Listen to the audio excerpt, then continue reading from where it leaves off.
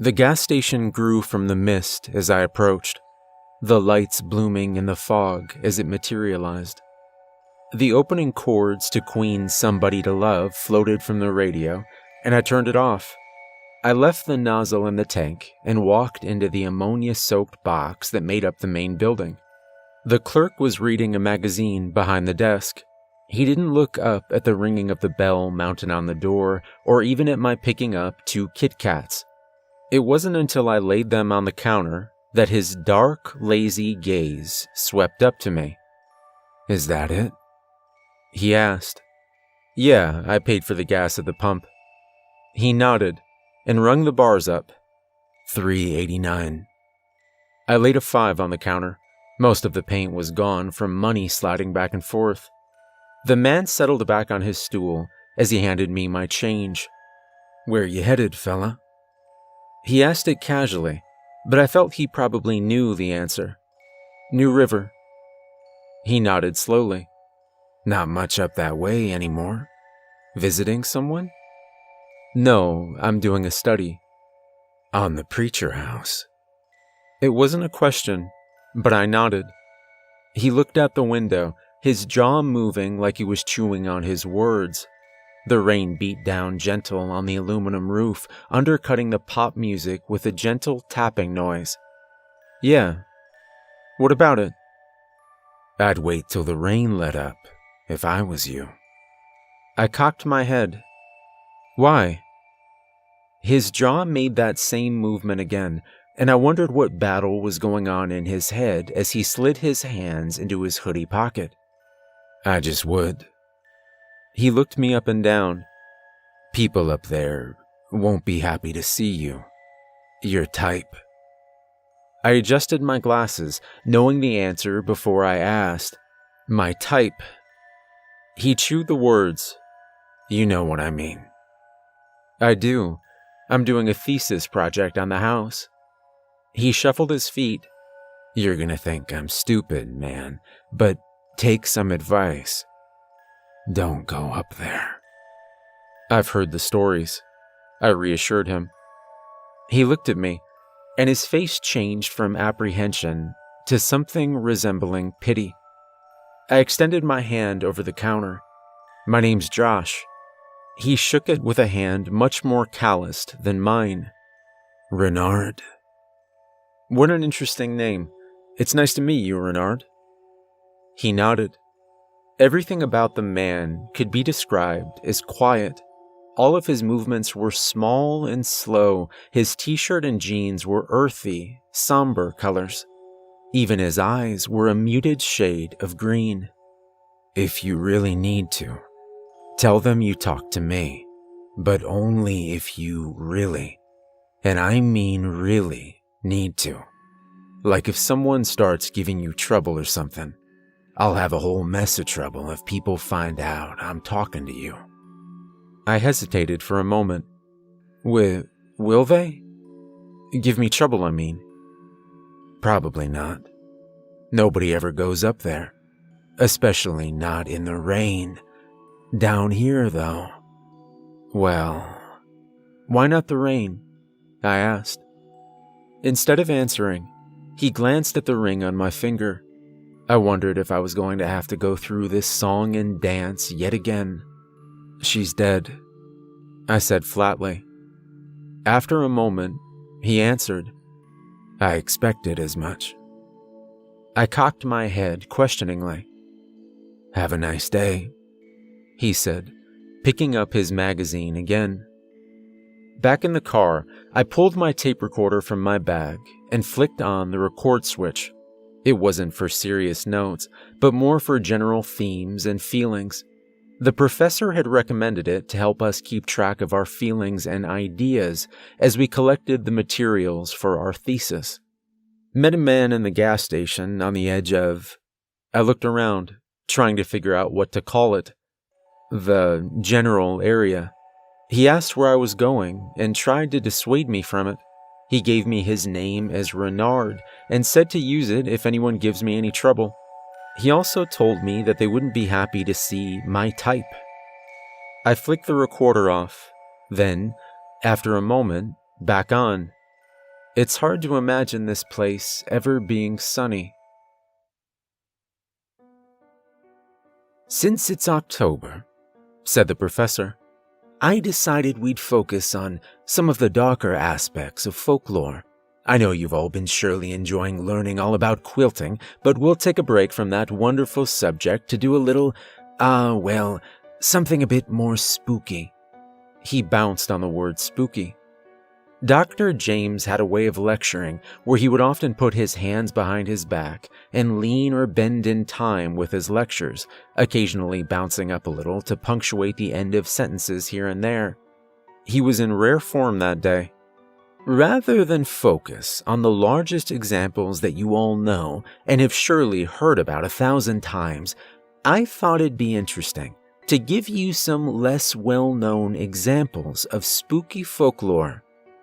The Preacher House was the third, after a haunted bridge somewhere in Ohio and a goat man somewhere in Tennessee. The third was also in Tennessee, and the PowerPoint showed a yellowed photograph picturing the brick foundation of a home, with 3 walls still partially standing and the chimney still jutting into the air. Now, the Preacher House is a little-known ruin set up in the hills. It's not too south from here, actually. The problem is, he smiled and swiveled to face the class, very pleased with himself. We know very little about it. The first mention of it was recorded from the Folk Studies Department at the University of Tennessee in Knoxville, but there was no mention of how old the original building was, or what, exactly, was supposed to be wrong with the place. Tourists were warned away from it, but as it's close to Highway 116, it's been difficult to keep people away from the place. He changed a slide, and there was a general shuffling as every person in the lecture hall shifted in their chair to lean forward. The new slide pictured a large underground structure with murals painted on the walls, though the photos were so grainy and yellowed with age that it was hard to see what exactly the murals were supposed to be depicting. Now you see the interesting part. When a group of students from the university went to investigate it some 20 years ago, they found a hatch leading beneath the old house and a large cave cut into the hillside with these murals painted on them. They had planned to do more testing, but, and this was when I myself was still in middle school, mind you, supposedly they were contacted by the Tennessee Bureau of Investigation and told that it was some type of crime scene that needed to be investigated and that they needed to stop. All of that, naturally, has combined together to leave us with a very spooky, he bounced on the word again, mystery surrounding these old ruins that, at least according to locals, no one is supposed to ever go near. Cedar Creek didn't materialize out of the mist like the gas station, but instead spread out below when I crested a hill like rooftops afloat in a sea of lazy mist. The Preacher House was on the other side of town, and as I drove through the wet, quiet streets, I looked at the decaying town. If broken, boarded-up windows had been in vogue, then Cedar Creek would have been the pinnacle of fashion. But as it were, a quiet, proud desperation slunk between the buildings and crossed the cracked streets, somehow more tangible even than the mist or the rain. I stopped at a red light beside a diner that probably had dirt in the grout that was older than me, and tried to ignore all the pale, sunken faces in the windows watching my car. I still felt their eyes boring into me, long after I had left the town again and ascended once more into the hills. The Preacher House sat alone in a meadow, half a mile down a dirt road, backed sharply by a steep rise up to the mountains. Thin, wispy grass had grown waist-high around the fragments of wall, with only a single tree in what might be considered the house's yard. Wind sent ripples through the grass, always moving from the edges inward toward the house. Everything was a little grayer than the pictures, but I hardly noticed that at first, since my eye was drawn to something so out of place that it might have been comical if it didn't give off such a threatening feeling. In front of the house, some 10 feet from the closest fragment of wall, someone had sat an old stand payphone, the kind painted blue on the sides. I walked toward it slowly, with that familiar feeling of wondering if I might be the butt of someone's strange joke.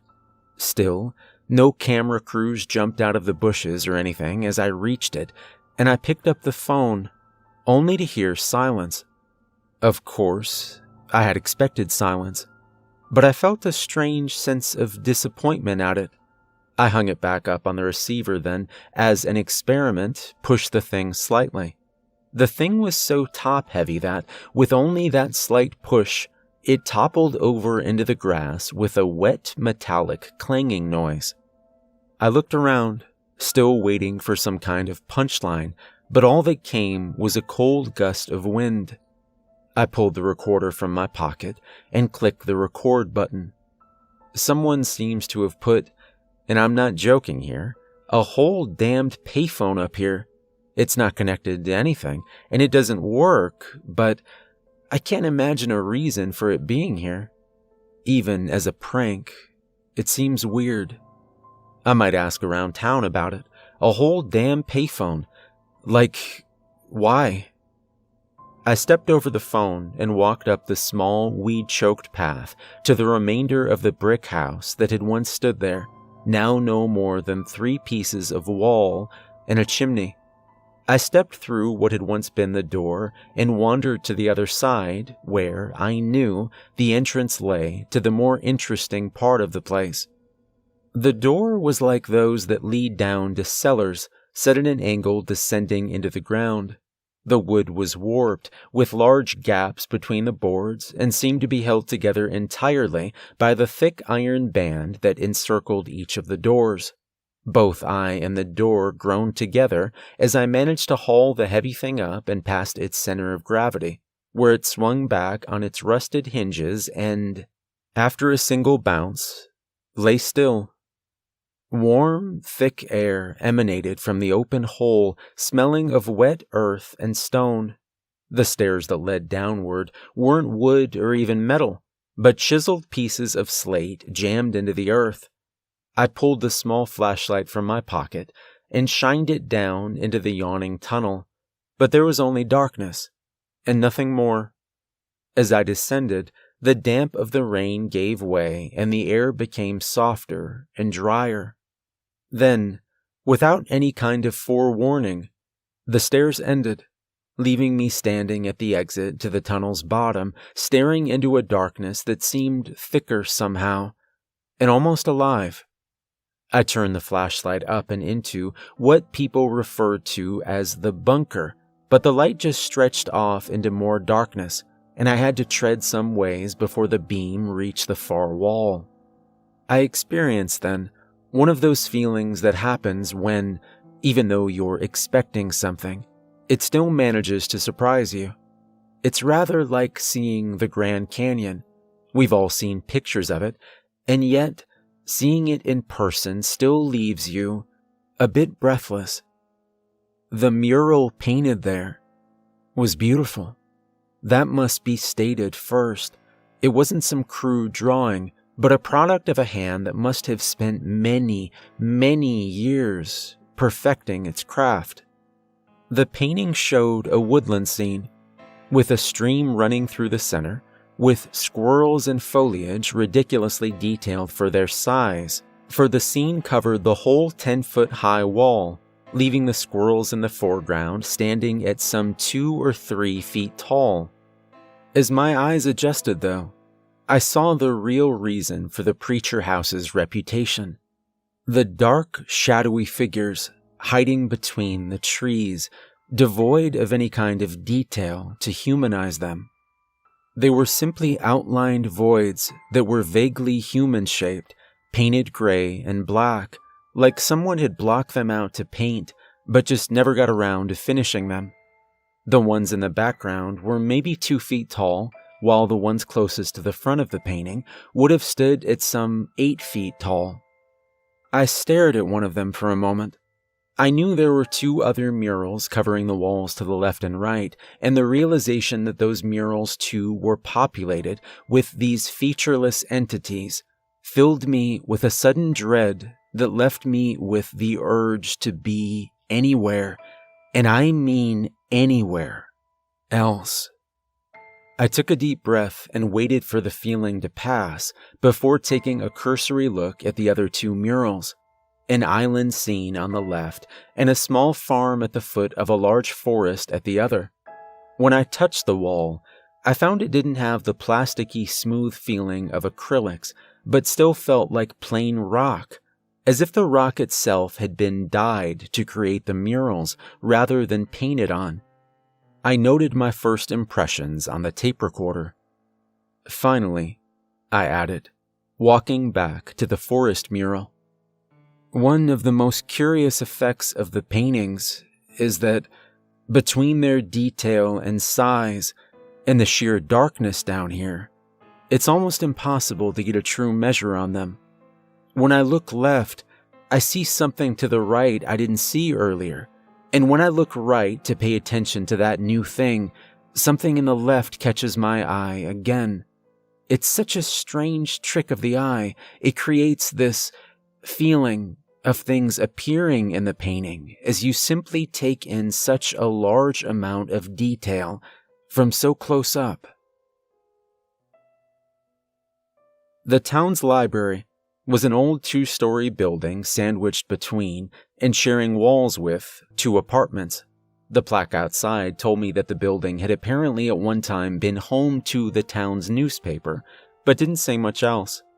The librarian was an ancient-looking woman whose glasses were so thick they could have doubled as binoculars, and wore a perfume that smelled of wilted lavender. The library itself had only front windows, and the only light inside the place was the librarian's desk lamp illuminating some old ledger that she looked up from to glare at me. "Can I help you?" she asked. "Yes. Hi. I'm looking for anything you have on the Preacher House." I didn't know until that moment that an empty library could grow somehow more silent. And yet, it did. The rain even seemed to slacken, like it decided it would take a stroll down the street and come back after all this unpleasantness was over. "Well, which preacher? Preacher Hancock's place? Preacher Campbell? Or we got Preacher Gamble's house over on—" No, I said, holding up a hand and cutting her off. "I mean, the Preacher House." She'd well known what I meant the first time, and we both knew that. "Don't know the place," she said, turning her attention back to the ledger. "You have a nice day." "I'm just looking for any records about when it was built or who its owners might have been, or anything like that." Her only answer was to continue staring pointedly at the ledger. "Please, I'm not looking to cause trouble or anything. I promise." She still didn't look up. I sighed and turned to leave, but I only got a step before I remembered something. It wasn't exactly an emergency or anything, and it seemed a long shot, but I didn't really have much to lose at this point. I turned back to the desk. "Renard told me it was okay." She didn't move for a moment, but her jaw worked furiously as she ground her teeth. When she did look up, it was an angry acceptance rather than any kind of helpfulness. She pushed back from the table with alarming agility for someone so old, and marched off into the gloom, muttering something that sounded angry. The sound of it moved through the shelves and up the old spiral staircase at the back of the place, then over my head before making its way back. In her hand, she held a battered old folio with a typed label that said, "Preacher Family Records." "You stay right here with it," she said pointedly. "You can sit at that table over there." A part of me wanted to joke that she wouldn't be able to stop me if I wanted to take it with me, but something told me not only would she not find it funny, but it very well might be entirely wrong. I sat down at one of the long tables close to the windows and flicked on the desk lamp, then opened the folio. It took me some time to sort through the stack of documents. Most were yellowed and thin with age and carried a smell of dust and mold. Some were so frail I was afraid to handle them with anything other than my fingertips, lest they crumble. The documents traced the births and deaths of the Preacher clan for just over 100 years, but detailed little else besides. The last record I found was a deed given to one Jedediah Preacher, dated 1890, in the general area of the Preacher house. There was absolutely nothing regarding what led to its current state. I took the folio back up to the librarian and thanked her. She didn't even look up. I rented a motel room at a long one-story hotel wrapped around a parking lot, this one situated at a small dark bend on the road leading from town, surrounded by old-growth cedar trees. I walked in and turned on the lamp, only to find the television didn't work and the heater only had one setting. I pulled my chair into the door and sat there, moving it backward or forward when I got hot or cold. I sat and listened to the rain patter off the aluminum roof and the bed of crushed cedar needles. I stared into the dark woods, spinning my wedding ring on my finger and waiting. After my usual 2 hours of sleep, I awoke with no idea what I was going to do next for my thesis, which is why I was more excited than disturbed when I found that someone had slipped a note under my door that read simply, "Cedar of Cedar Creek, verse Alton Bransbury." After a coffee, I made my way through the chilly, sprawling hallways of the courthouse until I found the records department and asked for the case. The archivist, a small old man with wire-rimmed spectacles much too large for his face, frowned heavily when I asked him, but nevertheless led me down to the archive's reading room at the end of a long yellowed hallway that smelled of ammonia and buzzed with the sound of failing fluorescent lights. The room itself was small and carpeted, with only an old steel table and chair inside. He brought me the folio and left silently. The case concerned one Alton Bransbury, a local shop clerk who, at least according to the records, burned the Preacher house to its current state in November 1912.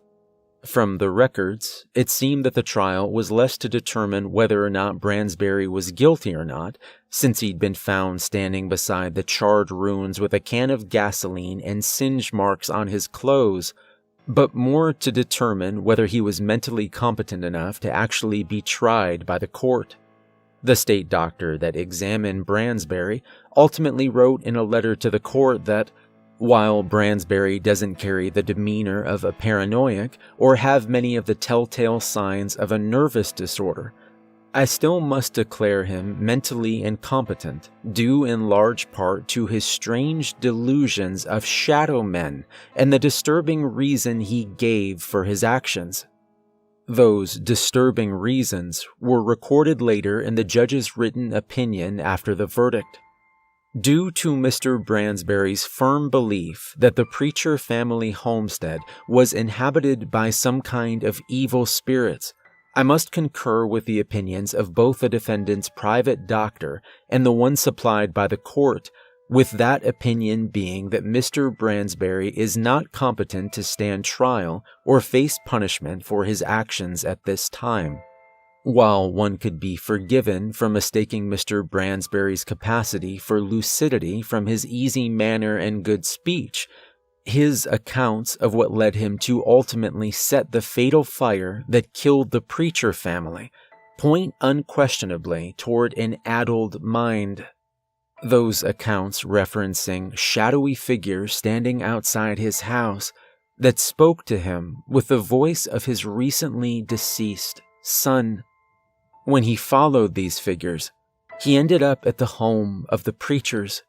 This happened, according to him, for some months and led him to his ultimate pronouncement that this place was, in his words, cursed. Whether his condition is a result of the death of his son, some deficiency brought on by age, or a weak constitution, or some other cause, I truly believe that it would be a mistake to condemn a man so clearly divorced from the reality of his actions. There remains but the possibility of a post-cure trial, but I imagine he will remain a ward of the state for the rest of his days. Signed, Honorable Judge John Oppenheimer. While Mr. Bransbury's own statement was also included in the folio, I've elected to not include it here due to its, shall we say, opaque nature. The handwriting changes multiple times throughout the document, becoming nigh unreadable at times. And there are breaks between paragraphs that leave one with the feeling of having skipped several pages in a book that also changed languages while you weren't looking. And there, in that small little reading room at the back of a cold, clammy courthouse, was the first time I saw it. Perhaps it was an itch on the back of my neck, or something just barely caught through the corner of my eye, but I got this sense that something wasn't right. I looked up to see a dark figure standing just through the window set in the door. It didn't disappear, but stood there as I watched. I knew, as I still know, that even though the figure had no features and no eyes to speak of, that it was, nonetheless, watching me. I knew that it could see me just as well as I could see it. And we sat like that, me at the little desk in the little room, it standing in the doorway, watching each other in a silence so thick it might have been water and drowned us both. Strangely, that first time, I wasn't necessarily scared. No, it was more like my body was waiting for me to give it some cue. After some moments, the figure turned slowly and walked back down the long hallway before entering the shadows by the stairs and disappearing from sight. When it was gone, I took a deep breath and flicked on the recorder. Unsure of what to do next, I drove back to the gas station I'd encountered when I first drove in. Though the fog wasn't quite so bad as the day before, the station still seemed to materialize from it the second before I passed the turnoff.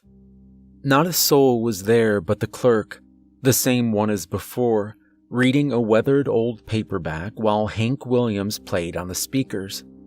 He looked up when I walked in. "Hiya. Doing all right, Renard?" I asked. He shrugged and looked at me flatly. "Better than you, by the looks of it." The frankness of the reply caught me like a slap. "I look that bad, huh?" "You don't look good." I frowned at him. There was something about the clerk that looked intensely, well, maybe not old. Worn might be a better word for it. It was something in the eyes that gave them the impression of lights shining out from a deep cave. I wanted to ask you some questions if that's okay," I asked. "Why me?" "Well, if I'm honest, nobody else here really seems to want anything to do with me." "I told you they wouldn't." "I know, but why? I found out some about the house.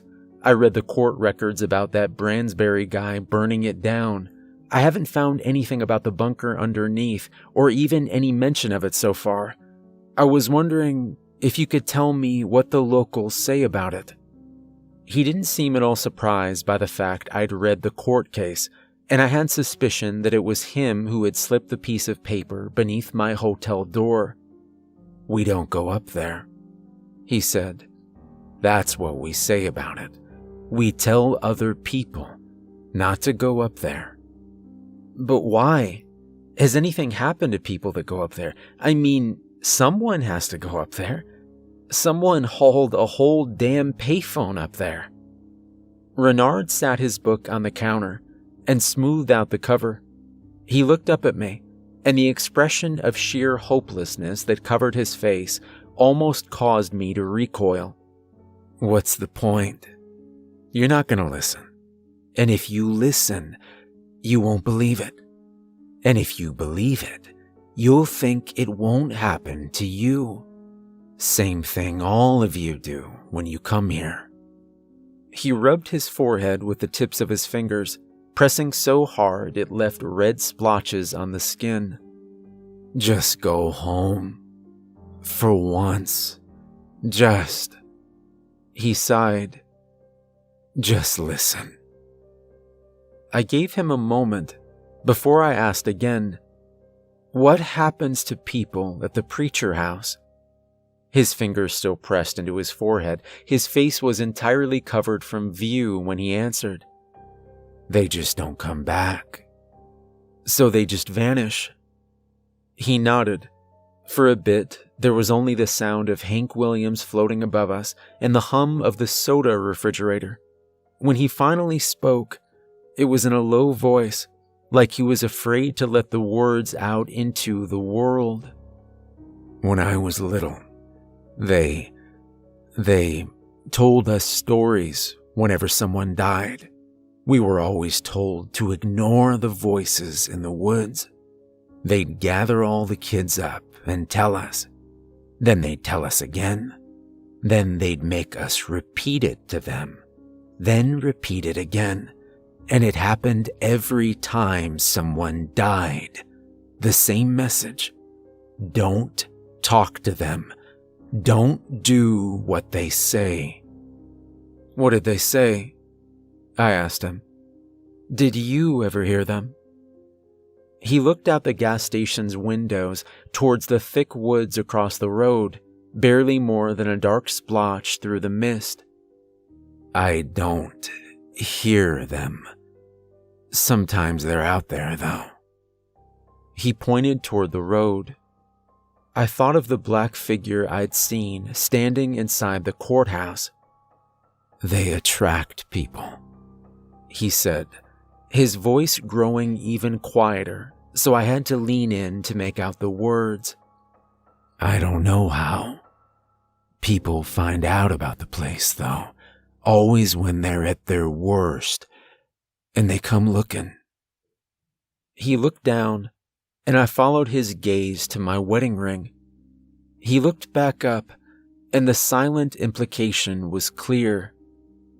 A large truck pulled into the station, belching black smoke from its tailpipe. "You need to leave. People can't think I'm talking to you." "But you told me to tell people I talked to you." "I said only if you really, really needed to. I'd rather not have my tires slashed if I can help it. Thanks. Please go." The panic in his face told me that he was being serious, so I quickly laid $1 on the counter and walked out with a bag of chips and a Coke. The two men in the truck watched me sullenly. I waved at them, and one of them spit out the window. Later that night, I finally called my mom. Since the phones inside the rooms also didn't work, I used the payphone beside the office. She was glad to hear from me, and if I'm honest, I felt guilty for not calling her sooner. I could almost hear her nose wrinkling through the phone as she went. "What on earth are you doing all the way down there?" "I'm writing my thesis on a house down here. It's a neat little place." Wouldn't put it past them to shoot you. You know how people are. Down there." "Yeah, Mom." "Have you decided what you're going to do with this master's degree now that you're about to have it?" And just like that, the conversation traveled down a path worn smooth by so many comings and goings. I looked out into the rainy parking lot. The single street lamp in the middle barely stretched to the woods all around us, turning everything a slight shade of orange. "Not yet, Mom." She sighed. "I know, Mom." "I'm not going to start. I know better. You'll do what you'll do, and I've already made my feelings about this very clear." I waited for the beat of silence that always followed before she continued. "But I do wish you'd just come home and—" She kept on, but her voice trailed off from me as I continued to look out at the parking lot and started to notice the dark shapes standing at the edges of the light, like outlines of tall people that hadn't been filled in. None of them moved, and I wasn't sure if they'd been standing there the whole time or had simply materialized from the dark mist like the gas station. "Are you even listening to me?" She snapped. "Sorry, Mom. Someone was telling me they needed to use the phone." There was an impatient huff. "There's not even more than one phone at the hotel? What kind of Holiday Inn are you at?" "I gotta go, Mom. He needs to use the phone." "Well, just call me tomorrow if you can. I miss you, and your dad misses you, Josh.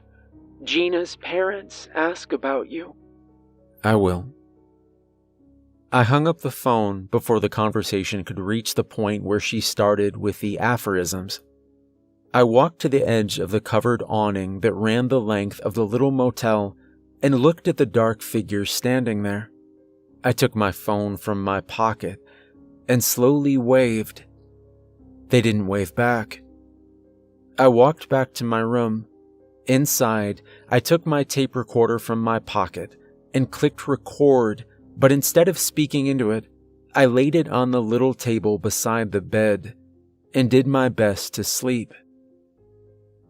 I spent the next day with that acerbic old woman poring over the library's collections, which consisted almost entirely of old journals, diaries, and handwritten store ledgers. While the ledgers were of little interest, even in a single day I found perhaps a dozen references recorded in various diaries, all following the pattern Renard described: a death followed by the voices. One woman recorded how glad she was that she didn't have kids after her husband's death because his voice outside her bedroom windows was almost too much for her, an adult to bear, and she couldn't imagine a child being able to sit all night through such a thing. Another account from one Mrs. Lanesbury recorded that after the death of her newborn, she and her husband would cover their heads with pillows and blankets each night for weeks to smother the sound of crying coming from the woods. Perhaps the most chilling account I read occurred from a man whose wife and 2 children perished in a fire that consumed his farmhouse. While he stayed with his neighbors, the man and his host would hear the voices of his wife and children not outside the house, but above them in the house's attic. I recorded as many of them as I could in that day under the disapproving glances of that ancient crone until my back and neck hurt from bending over and my fingers cramped from writing. I stayed until she tapped me on the shoulder with a slimy smile perched on her face like a bat. "I'm afraid you'll have to leave," she said, with all the sorrow of a lottery winner. "Don't you know the library closes at 7? I blinked at her. If only there was someone that worked here who could have informed me. The bat that made up her smile ruffled its wings a bit as her eyes fell on my engagement ring. "I'm sure your wife must have the patience of a saint to tolerate your charming conversation every night." Everyone's patient when they're dead. There's a sick joy in seeing people backpedal when they realize they've just spoken ill of the dead. It's a distinct kind of shame that cows even the prickliest personality and sends most people into a stammering fit. I could see, even as I said it, that the old woman wasn't most people, though, and I got the distinct impression as she stood there smiling at me that she had lost the capacity for shame long before I was even born. Whether she had lost it amidst the cutthroat business of small-town gossip and intrigue, or it had simply been slowly pressed from her by the weight of the years, I couldn't say. But she didn't waver a second before she replied, "Lucky her." For dinner, I stopped at a small rain-soaked diner close to the edge of town with those old-fashioned red stools at the bar. The place smelled of must and old fat and was unbearably warm despite the old windows. It was tinged slightly yellow from years of soaking up nicotine. The cook held an unlit cigar in his mouth that he swiveled from one side to the other like a pendulum. He didn't glare at me or scowl, but simply watched me out of the corner of his eye, turning between me and the old television in the corner, like he couldn't figure out which might be more entertaining. I plugged headphones into my tape recorder to listen to the recording of the night before, but the only noise was my own snoring. The longer I listened, the more of that feeling I felt. It was the same that I'd felt when I picked up that phone outside the preacher house, a sort of nervous apprehension, mixed with something like hope. Again, though, there was nothing, and the old cook gently sat the burger down at my table, with a sound no louder than the rain pattering down outside. I dipped a fry in ketchup and looked out the window, knowing already what I'd see. The parking lot was a cracked old thing with potholes that could swallow a child. The only light was a floodlight bolted to the front of the building, and at the edge of its reach, I saw them there again. Come on, I thought. Say something. Let me hear it. I turned to find the cook watching me intently with that same blank expression on his face, and I realized I'd been muttering the words I was thinking. I looked at him, looked pointedly at the figure standing in the rain, and then back at him. He raised a thick, calloused finger in front of his lips, then slowly shook his head. That night, I again sat the tape recorder beside my bed. The rain had slowed to a thin misting, but the air was so heavy and wet that the cold night soaked into my bones and I couldn't get warm even in the heat of the room. I laid in the dark, shivering, until I heard the gentle knocks. There were 3 of them at a time, not fast or slow, not hard or gentle. They were just there. I threw the covers from my shivering legs and padded across to the door. I had the deadbolt engaged and the chain locked in its place. I placed my ear to the cold wood. "Gina?" I asked. The knocking ceased in the middle of a sequence. Again, that strange feeling of a dreadful kind of hope flooded my mind, and again, there was no reply. The only noise at all, besides the splat of rain dripping from the awning, was a kind of static noise that swelled and pulsed like a television in a power surge. I unlocked the deadbolt, thinking I might peek through the crack in the door allowed by the chain lock. I turned the knob, ready to crack the door open, when something stayed my hand. It was old fear, like the cedar trees were old growth. It was the feeling of facing something beyond my ken in every way, shape, and form, like a caveman watching an eclipse. It made my heart start to race, even as it made each beat painful. Instead of opening the door, I placed my palms against the wood and held it fast, bracing against a push that never came. The knocking never resumed, and when I finally gathered the courage to peek through the window, there was once again nothing. I walked outside, but there was no voice or ghostly laughter. There was nothing but the rain and the hum of the street lamp. There were no marks on the ground and no people about. Even the figures at the edge of the woods were gone. That was when I felt something wet on my cheek and found that, to my surprise, I was crying. The next morning, I awoke to find another note, this one taped to my hotel door. It read, "Mr. Hollins, we're afraid that due to complaints from other guests, we're unable to accommodate you any longer. Please vacate by the usual check-out time. We're sorry for any inconvenience this may cause." In other words, since you can't leave shit alone, get out. I was already planning on leaving that day, but it never feels good to be kicked out of somewhere. The lady at the front desk wouldn't even look at me while she checked me out. Hell, she didn't even speak. She just meekly reached for my key and gave me a receipt. Then again, maybe I'm being paranoid. Maybe she just had some really interesting shoes.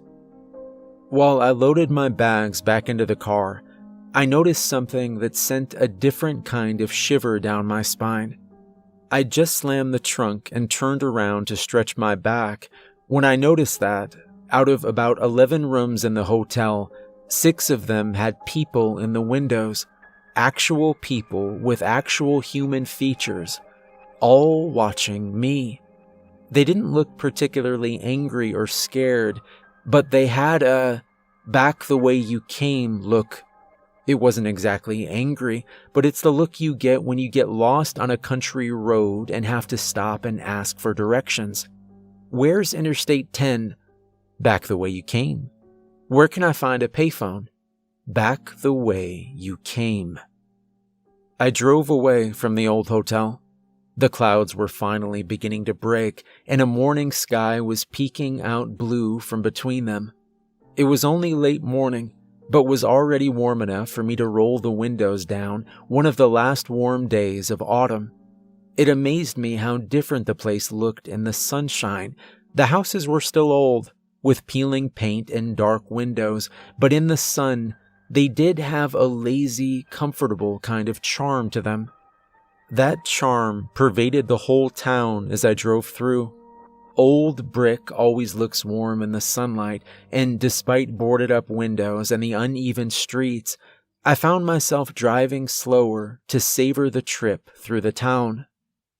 As I ascended into the mountains once again, I was unsure whether everything I'd experienced might have been some dream, or maybe some weird mental break. Then again, though, monsters are always easy to laugh at in the sunshine. When I emerged from the little copse of trees that separated the preacher house from the road, I saw that someone, or something, had stood the payphone upright once again. There was still mud coating one side of it where I'd pushed it over. In the birdsong and the crisp rustling of dying leaves, I stood in front of it for a long moment, trying to decide just how much to indulge in a fantasy that I knew deep in my heart wouldn't help me. Then I picked up the phone. "Gina?" Nothing. I hung it back up and walked over to the stairs leading down to the so-called bunker. The door was still resting open on its hinges. The light didn't reach far down the steep stairs, but it reached far enough to just barely illuminate the dark figures standing inside. They watched me, and I watched them, and a silent invitation was exchanged. They knew what I wanted, and I knew what they wanted. They were smart enough to know that for others, the voice was the bait. They were smart enough to know that for me, it was the prize. I didn't take my eyes off them as I pulled the door closed, dropping it into place with the sound of rusted hinges and a loud bang. I walked back to the car, the bird song still filling the quiet little clearing, and sat in my car for a long, long time, just crying. The final drive through town was slow, and I stopped for coffee at a little shop. The girl behind the counter asked if I was okay, and I told her I was. The gas station didn't materialize this time, but rolled up as I crested the hill. I waved out the window as I passed. I don't know if Renard saw. He was probably reading his book. He probably didn't even look up. I like to think he did, and he saw I listened to him. But then again, I've always been prone to flights of fancy.